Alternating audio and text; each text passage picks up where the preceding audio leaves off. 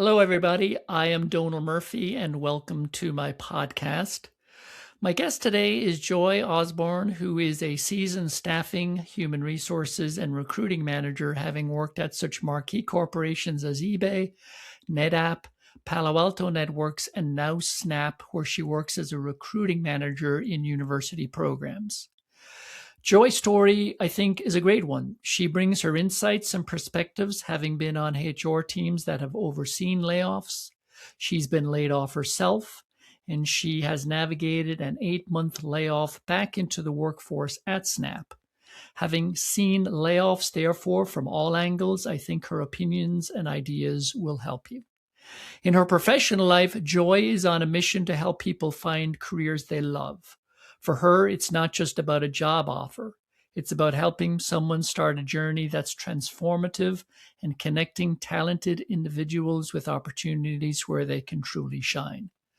Outside of work, Joy serves on the board of directors of Look What She Did, a nonprofit that creates films that celebrate the remarkable stories of trailblazing women, both past and present, to inspire future generations, and we'll talk about that too. So with that, let's get into the episode, and I hope you enjoy it.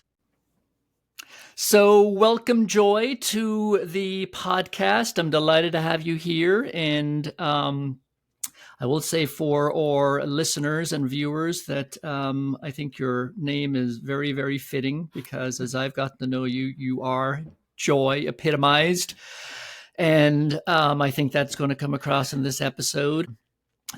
Before we get going, as I always do in front of every episode, is just a disclaimer that this podcast is for educational and entertainment purposes only. It does not substitute for seeking the help and advice of a professional. I know that unemployment and layoffs can be a very destabilizing force in one's life. So if you do need to seek the help and advice of a trained professional, be that a licensed therapist, a medical doctor, or any other professional, please do so because this podcast does not substitute for that. Joy, welcome. Delighted to have you here. Thank you so much. Thanks, Donal. I'm so glad to be here. It's a pleasure to see your face on this bright and shiny Sunday. Yes. So the first question that I ask every single guest, and you have essentially spent most, if not all of your career in talent acquisition and university recruiting, but and have been very successful at it. But when you were a kid, what actually did you want to be when you grew up? Great question. I know it feels like forever ago. I feel like I grew up in the Santa Cruz Mountains in California, so really wonderful outdoorsy environment. My mom taught at the elementary school I went to. I had a very small class of students we'd follow up to middle school before going to the big high school, and I had a lot of opportunity to see my friends' parents and what they did. My parents were teachers. My aunt and uncles and grandparents were teachers, so there was a component of I wanted to be a teacher in some way, shape, or form. But also kind of around that, I was like, I want to be a doctor. And then I wanted to be a pediatrician. And I thought, that I love kids, but then you're around kids in a way that maybe isn't as upbeat as I would have liked. Then I wanted to be a lawyer. And so I went to my friends' dads. We did a career day, and so I got to go to my friend's dad's, like the courtroom where he was doing his job, and I was like, okay, this is cool, but I don't think it's for me. So it was great. I got to kind of test the waters a little bit, and I think somewhere around junior high I really locked into I want to be a teacher in the classroom. And specifically, I wanted to teach overseas because my parents started traveling with us when I was about 10 over to Europe.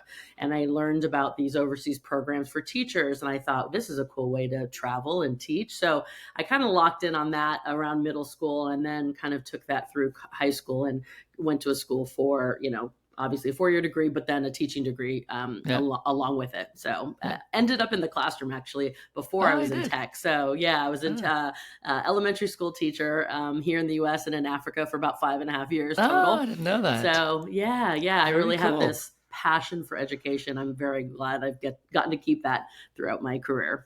Yeah, maybe we'll have you back on another episode about career pivot Oh because my gosh. you've kind of stayed in education as a university recruiter, but and we'll get into that. But Yeah. that's a great story. And I, as somebody who lives in Santa Cruz, I can get behind Oh, your upbringing here. I'm happy to be raising my son in Santa Cruz. I don't think he's understands quite how lucky he is to be growing up in this area.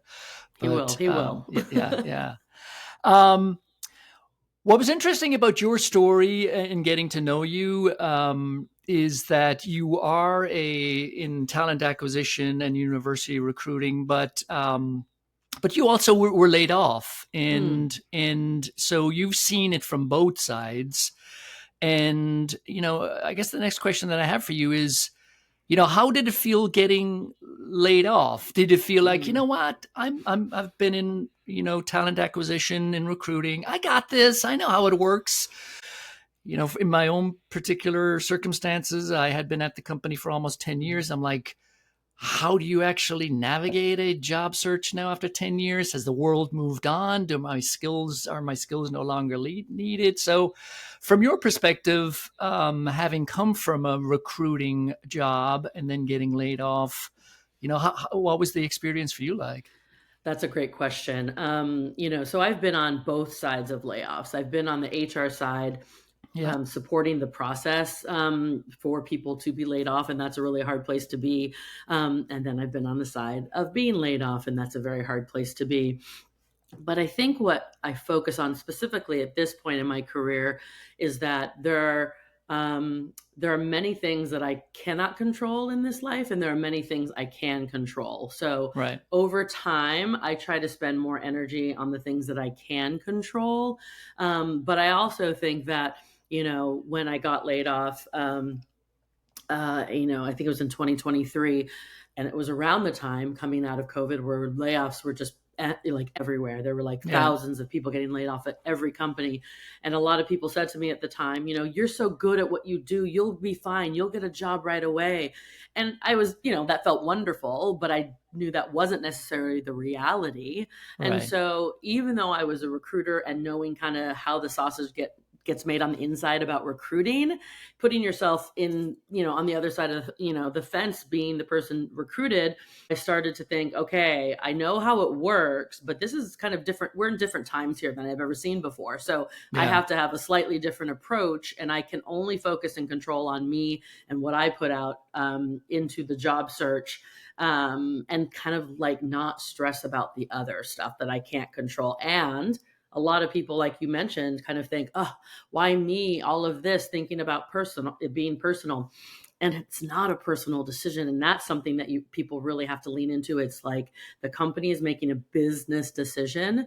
And if you Right. can kind of get into that mindset and move on from that and focus on what you need to do, I think is the most important thing. So for me, I really kind of tried to balance, the emotions of getting laid off and really enjoying the job I was in, realizing I Right. couldn't do that anymore. So trying to really like push through all of the negative feelings and the frustration to get on the other side of where I needed to put things into action. And so Right. I had a friend who was laid off with me at the same time. We worked at the same company, and she started in her job search. She had just relocated the week before the job that we got laid off, literally relocated. Wow.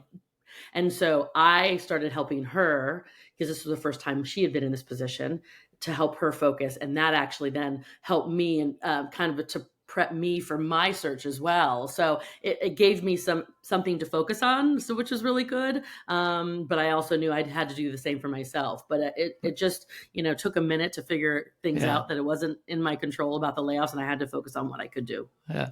Yeah. It sounds like you entered into your layoff, very consciously and mindfully. But was there anything that surprised you about yourself when you found yourself out of work? And Yeah. whether that was maybe a new, a strength that you didn't realize you had, or maybe it was, oh, there's something I've got to work on here, work through. Yeah, I think kind of going back, to something I said, where people would say, "Hey, you're really good at what you do. It's going to be easy for you you'll find a job, no problem." Yeah. Not, I think for me Did is that I annoy try. you? No, no, yeah. Well, it's like, great, you want to hire me? That's helpful. But Yeah. that, what do you say to people, in that Yeah. situation? Because Yeah. it's really challenging. Yeah. So for me, I think what surprised me is that I had left a job years ago. I had left a job I was so unhappy with. It was a contract job. I was Hmm. miserable, literally drinking like bottles of Pepto-Bismol, Uh-huh. miserable, stressed. I left that job, was stressed because I now quit this job without having another job. I was quite young in my career that time. I had pivoted from teaching into tech, and I was a little bit like lost. And I was like, I've never, I don't really know how to navigate this. So I was stressed. I was only out of work for 5 weeks. That was in the .com era in Silicon Right. Valley. That was no time at all compared to what people are going through now. But I was so stressed in those 5 weeks. I almost like could not function properly and focus on what I needed to do. So I don't know if it surprised me, but I think when I was laid off in 2023, I think I actually leaned into the, what do they say, fun employment. And I know that's gonna, that may Yeah. rub people the wrong way, but I Yeah. had Yeah. to embrace some of that to say, I Right. have the time now to focus on what I want to do or what I can do. And so I tried to balance a little bit of that job search and enjoying a little bit of a breather. Right. And it was, a gift I never asked for, but I had a little bit of time to kind of maybe plan my next step more focused than maybe when I was in a job and looking for a job at the same time, which sometimes is even just as stressful.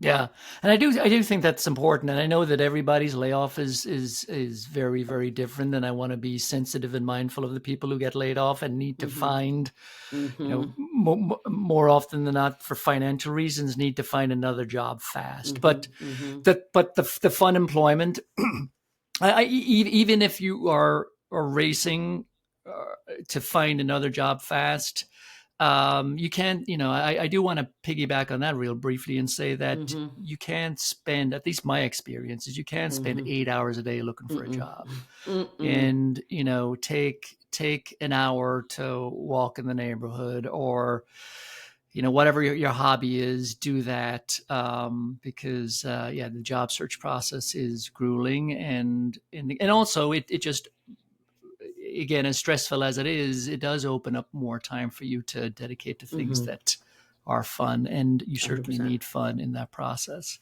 Um, did you have a framework then for finding a new job? So, once you kind of like sat down at your desk and mapped things out, was there a framework that you knew you were going to follow?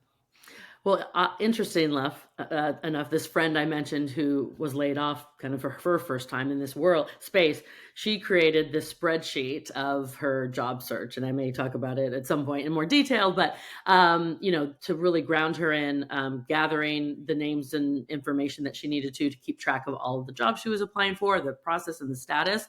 And I love a spreadsheet. I love a to-do list. I will literally do something and then go back and write it on my to-do list and check, just so I can check it off. If anyone You and is me. that person, yeah, love it. I'm that person. Honestly, and listen. I've got a list right here already going. I love a pen and paper. So for me, that actually is something that really helped me focus on what I was putting out there as far as jobs I was applying to or people I was reaching out to talk to. It kept me grounded because I could physically see it versus kind of think, oh, how many do I apply to today, and let's just check my email and hope I get answers. Yeah. And it really helped me stay focused on that.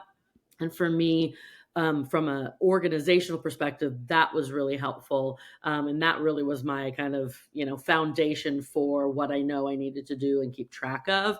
And on the other side of that, then there was the get out into the world and, expand my community, connect with my network, work with it takes a village, right? So Yeah. work with my village of people to make sure that, I was able to share what I was going through and what I was looking for, and taking every advantage to, I think, maybe the things that I wouldn't have said yes to socially or, for whatever reason, Yeah. I showed up. I wanted to show up and be there talking to people, even people I didn't know, because you never know where you're going to find your next job. So I think the combination of having a grounding foundation for tracking all of that, but then making sure you make space for, being able to fill that with people you meet and jobs you're hearing about from seeing them on LinkedIn or hearing about other people sharing jobs.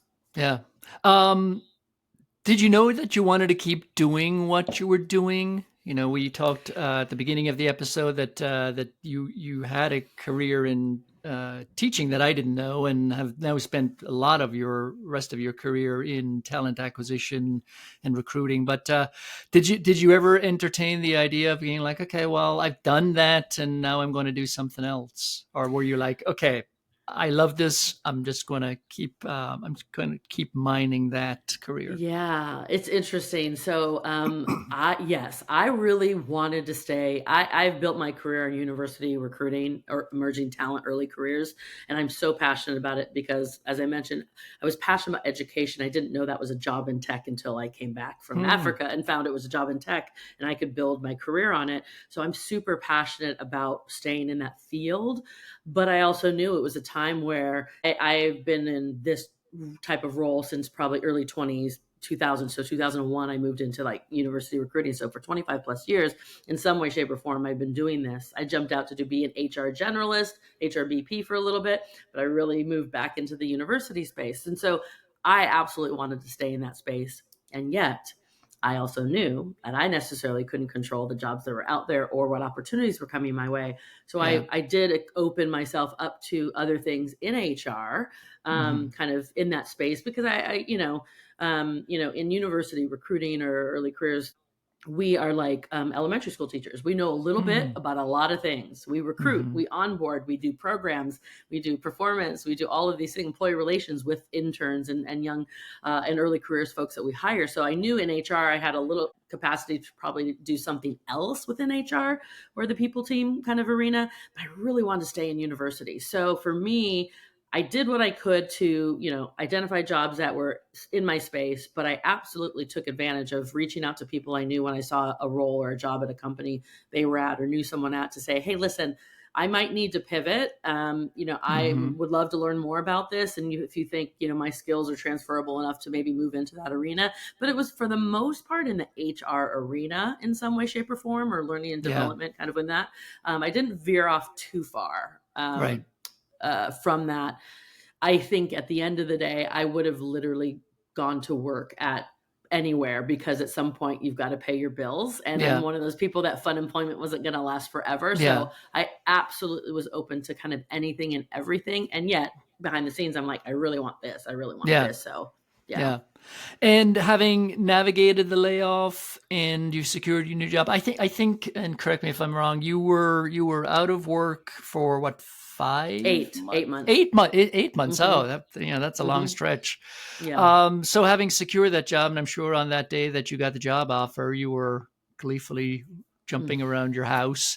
But what in your mind are the must-dos in setting yourself up for success, having now navigated an 8-month layoff? Absolutely. And going into the layoff, you don't know how long it'll last, right? Yeah. So we talked a little bit about taking breaks versus working on the job search. And I think the one thing that stayed in my mind, no matter what I was doing, is like, like we say this on the recruiter side and sometimes like all ABR, always be recruiting. I don't know if we say it, I say it. But anyway, you're always recruiting. Sometimes when you're out in public, you're talking to people and you're like, you would be great for this, da da da. But for me, when I got laid off, I had to be always be recruiting for myself. So I always had that switch on in a way. Right. But the first thing I think I focused on was taking time to process, right? You've got people saying, I'm so sorry, reaching out. You're posting about it potentially on LinkedIn just to say, tell the world or tell your people where you are. But I think I also made sure I took time just to process it all and not just jump right into it. Right. Right. I mentioned the spreadsheet that I created that helped me then start to, it felt like a job, right? It was a job. And people say this, when you have a job is the best time to find another job because it's nice not to have a break in between. But now this being unemployed was my job. So I had the foundation of the spreadsheet. I quickly updated my resume and quickly updated my LinkedIn. I had been in the role I was in for about 2 years. So I probably hadn't updated my resume or my LinkedIn. And I've learned now that I want to start doing that every 6 months just to be safe because no one likes to update a resume. And then the next step for me, and I think for others is, and I tell people this too, and I told people this as I was going through my own journey and once I got the job, is talk about this to everyone you know. Try not to be embarrassed by being laid off because it's not personal. Try not to be shameful about it.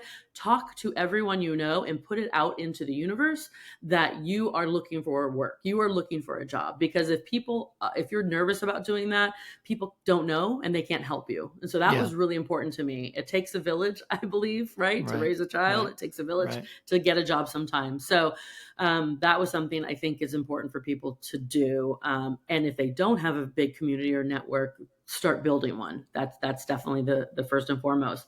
For me, sometimes I say in life, sometimes it's a numbers game, right? Like the more you do this, the closer you'll get to doing something, or the whatever it is. In this situation for myself, I tried not to apply to everything, because I also knew that there were so many other people applying for jobs that maybe had all the check boxes. I just did not want to spam and just apply everywhere, because I heard people applying to thousands and, hundreds of jobs and different things. So I actually tried to be more focused on it. And it doesn't mean that that was the wrong way for other people. For me, I just wanted to be focused on my intention, because I thought that would bring me closer to what I really wanted, right? At least for that next job, whether it was there or not. I took mental health breaks. I visited a friend. I got my feet in the sand. I went to visit my parents at the lake. And I took those times to be like, it's okay to do that and spend time with the people you love and not be focused so much on the job search. So if people can do that, even if it's not traveling, if it's just in the day or just getting outside, right? Yeah.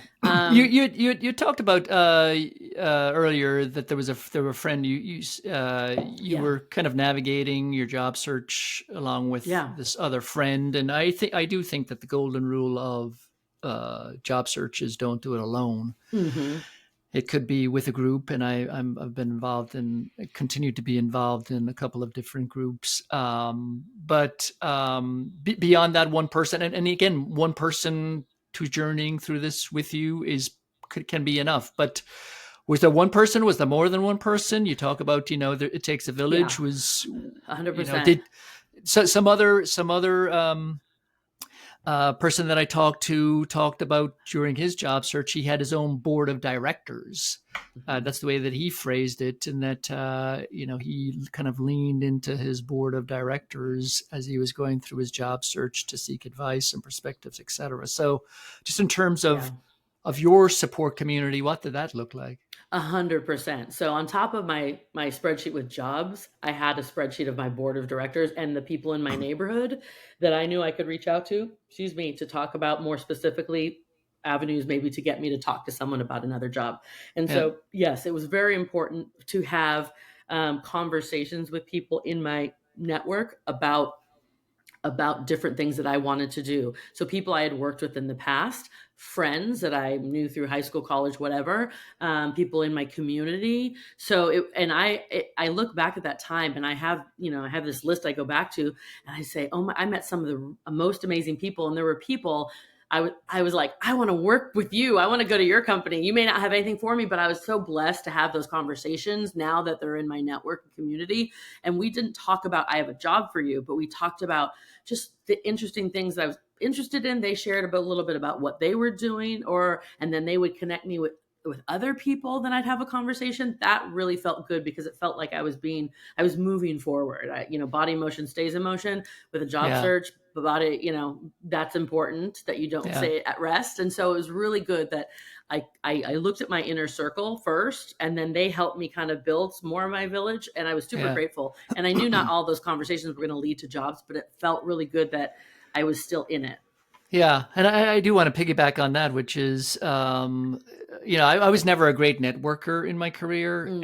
But the thing that is really one of the probably the most joyful thing about this period of unemployment that I continue to go through is that the people that I've actually met, and, and again, nothing has led to a job, but I've made connections with, two of us are based on the West Coast, but I've made connections with people on the East Coast now that I text them. One gentleman in particular, we share a love of English soccer, and we both support rival teams, and we text each other at the weekend when there's games going on. And it's just been very just life affirming that people are there to help, and beyond that, people are there. We're social animals. We want to make connections, and long after I get back into the workforce, I will have exponentially increased my network, which is phenomenal. Which is huge. Can I tell you a story about Yeah. that specifically? Yeah. Okay, so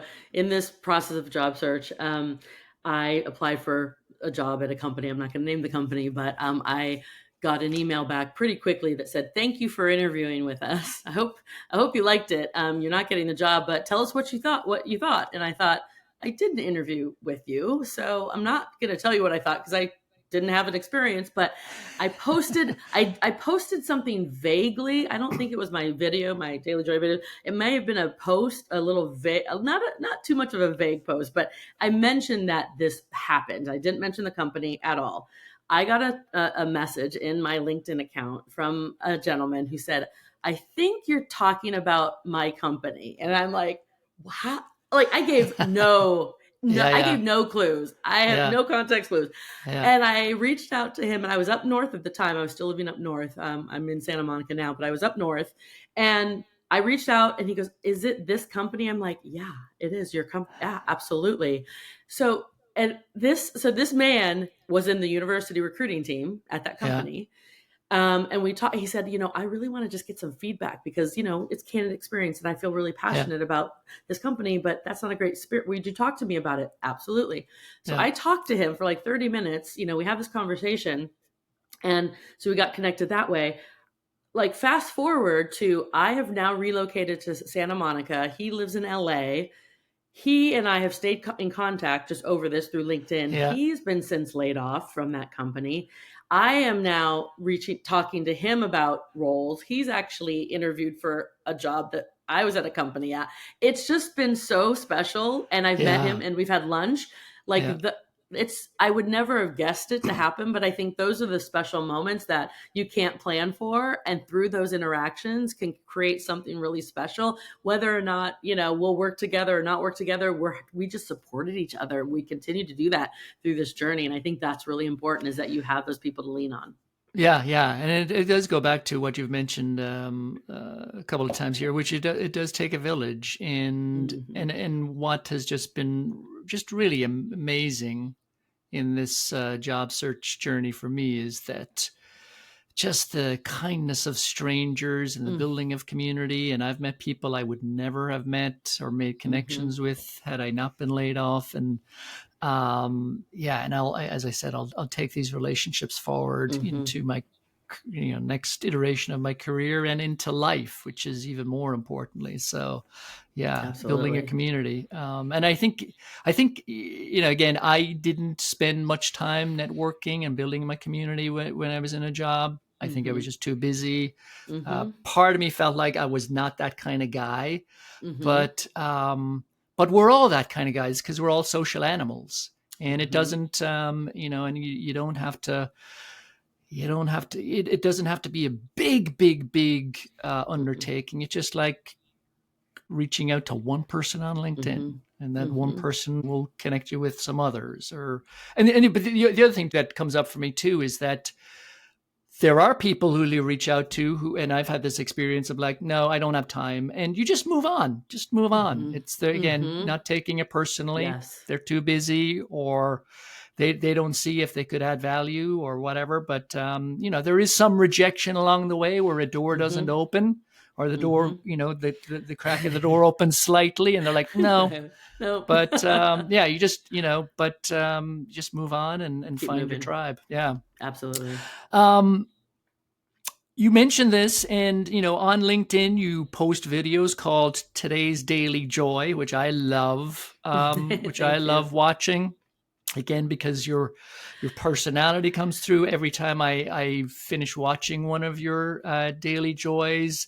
It's just like a little inoculation of positivity, and also you're sharing really insightful perspectives. And I was just curious, what was the inspiration behind that and in putting these videos out?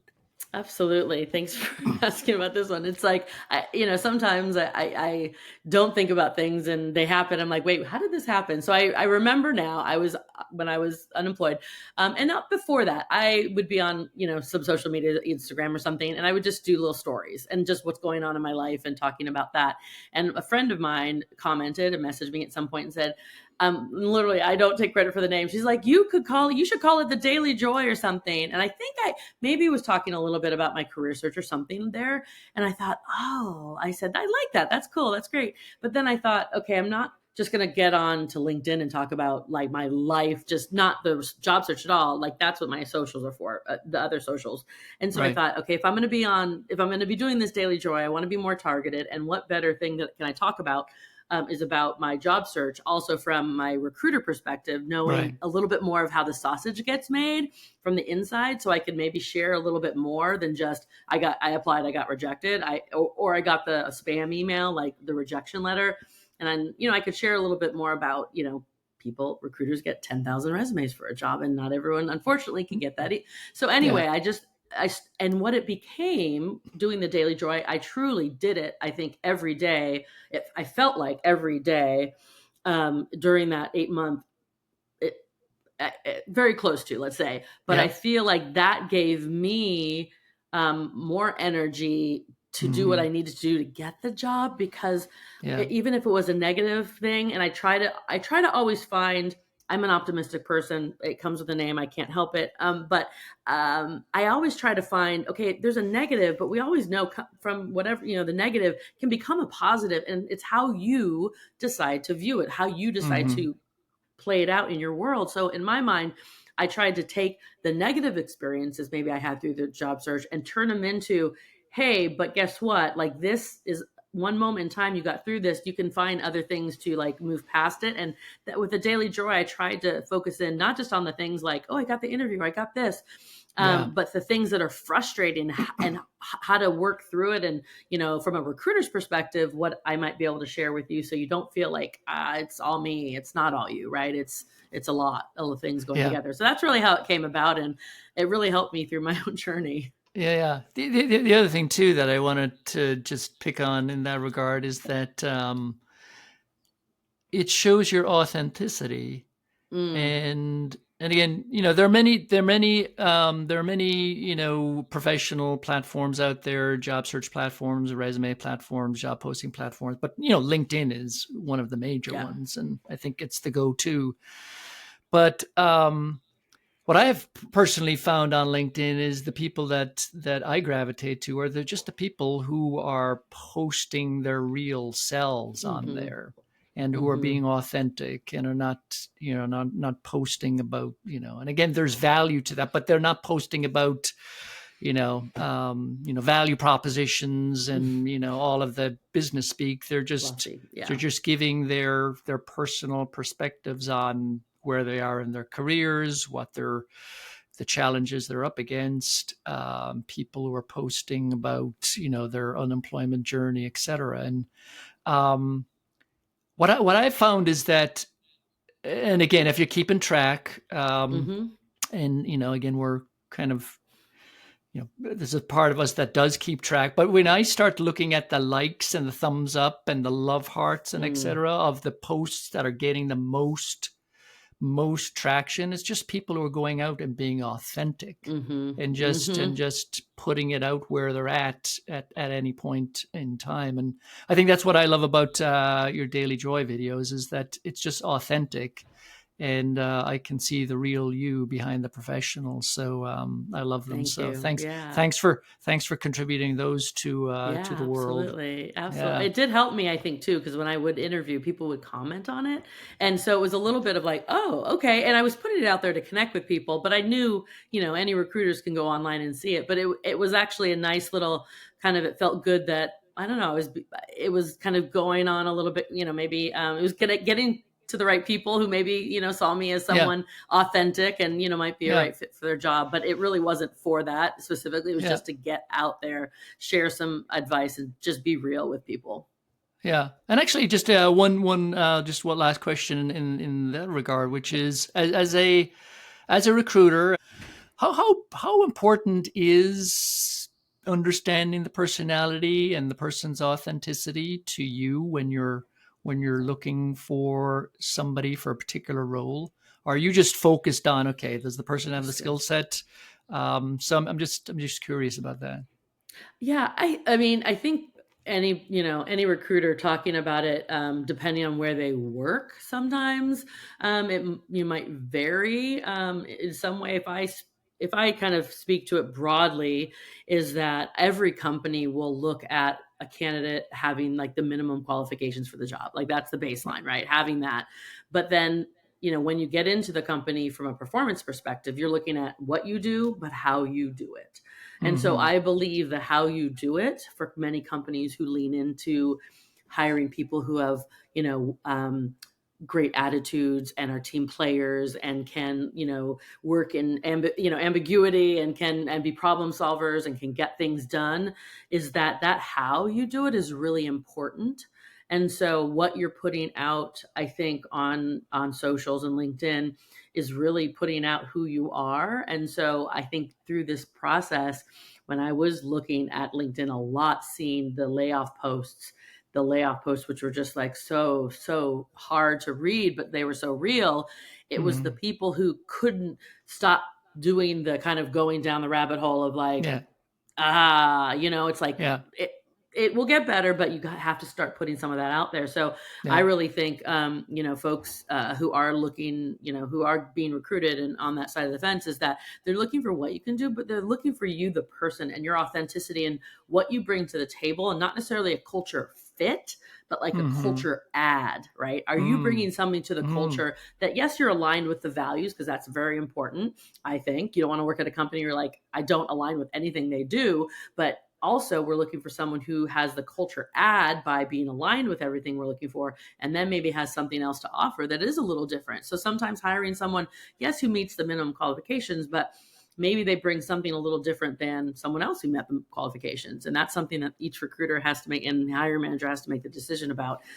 So being your authentic true self is the best course, so you don't Yeah. kind of get into a job where you're like, I didn't say all the things I really wanted to say to get the Yeah. job. I'm Yeah. someone else, and that's Yeah, never a yeah, good yeah, thing. yeah. I love that the not necessarily culture fit, but the culture add. I love the Yeah. way that you phrase that. Well, this has been absolutely fantastic. I've loved having you on the episode and having you share your expertise and your joy.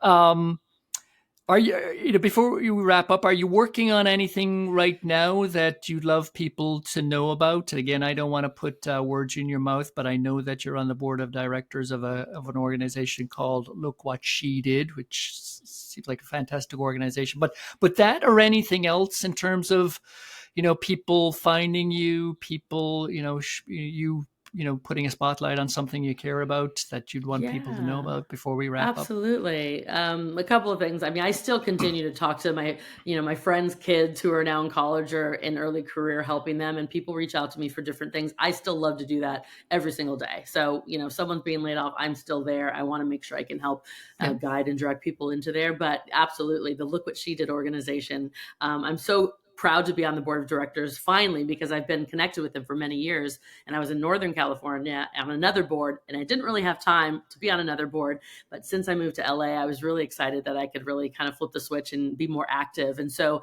Look What She Did is an amazing nonprofit that brings like vital stories of women, history, past, kind of current, all that, to the Mm-hmm. forefront of culture. And we have short films essentially in, all arenas from, politics, fashion, sports, the arts, amazing films that really bring people that no one really knows about possibly to life again.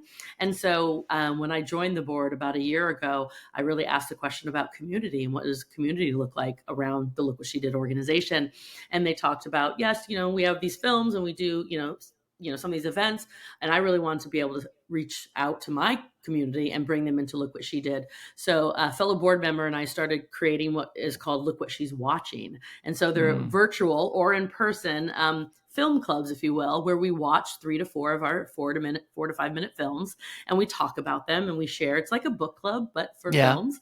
Yeah. And I did some in person, which is really special, but we wanted to expand our reach. So we're hosting these virtually. We're creating some work so people can host them virtually on their own. So creating some materials for people who are in their company's women's ERG and want to share this with more people. It just is continuing to build community around some really impressive real life kind of sheroes in our world, and I'm really grateful to be a part of it. That is great. I'm sure people can search for it, but is there a particular website or URL that people can go to? Absolutely. Absolutely. I think lookwhatshedid.com will get you right where you need to go. And then there's lots of, you can actually access the videos all for free. So they are accessible to everyone. We try to bring people together to have the conversation, but anyone and everyone can find the films on their own on our website. Okay, go check it out. It sounds Absolutely amazing. Joy, thank you so much for being here. I really appreciate your time. Thank you, Donald. It's been a pleasure. Have a wonderful rest of your day. Thank you for having me. Sure.